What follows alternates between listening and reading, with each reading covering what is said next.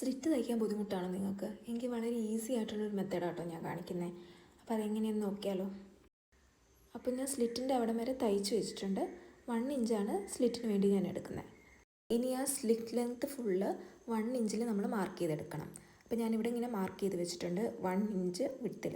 ഇനി ആ മാർക്ക് ചെയ്ത് വെച്ച ലൈനിൽ കൂടെ നമ്മൾ സ്റ്റിച്ച് ലോക്കൊന്നും ഇടാതെ സ്റ്റിച്ച് ചെയ്തെടുത്തു. ഇനി ആ സ്റ്റിച്ച് ചെയ്ത ഭാഗത്തു നിന്ന് ഇതുപോലെ 2 വശത്തേക്ക് വിരിച്ചിടുക. എന്നിട്ട് നമുക്ക് സ്റ്റിച്ച് ചെയ്തെടുക്കാം. ഇതുപോലെ മടക്കി 2 മടക്കിയിട്ട് വേണം സ്റ്റിച്ച് ചെയ്തെടുക്കാൻ. ഇങ്ങനെ മടക്കി വെച്ചിട്ട് അതിൻ്റെ സൈഡിൽ കൂടെ ആട്ടോ നമ്മൾ സ്റ്റിച്ച് ചെയ്തെടുക്കുന്നത്. എത്രയൊക്കെ പെർഫെക്റ്റായിട്ട് നമ്മൾ ഈസി മെത്തേഡ് സ്റ്റിച്ച് ചെയ്താലും എന്തെങ്കിലുമൊക്കെ മിസ്റ്റേക്ക് നമുക്ക് പറ്റുമല്ലോ. അതുപോലൊരു മിസ്റ്റേക്ക് എനിക്ക് ഇതിലും പറ്റിയിട്ടോ. അപ്പോൾ അതാട്ടോ ഞാനിപ്പോൾ കാണിക്കുന്നത്.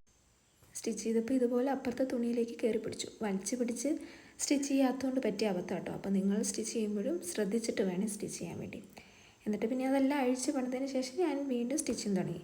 അങ്ങനെ മേളിലെത്തുമ്പോൾ ഇതുപോലെ ഒരു 1/2 ഇഞ്ച് മേളിലേക്ക് കയറ്റിയിട്ട് വേണം അപ്പുറത്തെ സൈഡിലേക്ക് ഇതുപോലെ തയ്ച്ചെടുക്കാൻ വേണ്ടിയിട്ട് കേട്ടോ. സെയിം അപ്പുറത്ത് തയ്ച്ച പോലെ തന്നെ ഞാൻ ഇപ്പുറത്തും സെയിം പോലെ തന്നെ തയ്ച്ചെടുത്തു.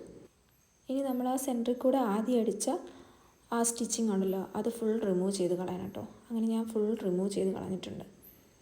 അങ്ങനെ എല്ലാം അതിൻ്റെ നൂലുകളെല്ലാം കളഞ്ഞ് നല്ല പെർഫെക്റ്റായിട്ട് കിട്ടിയിട്ടുണ്ട് കേട്ടോ. ഇനി ആ അപ്പുറത്തെ സൈഡ് അടിച്ച പോലെ തന്നെ ഇപ്പുറത്തെ സൈഡ് നല്ല പതിച്ച് തയ്ച്ച് കൊടുക്കുക.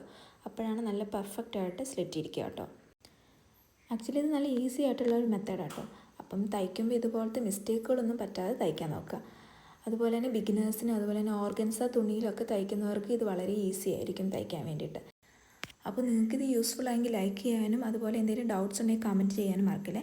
അപ്പോൾ നെക്സ്റ്റ് വീഡിയോയിൽ കാണാം. ബൈ.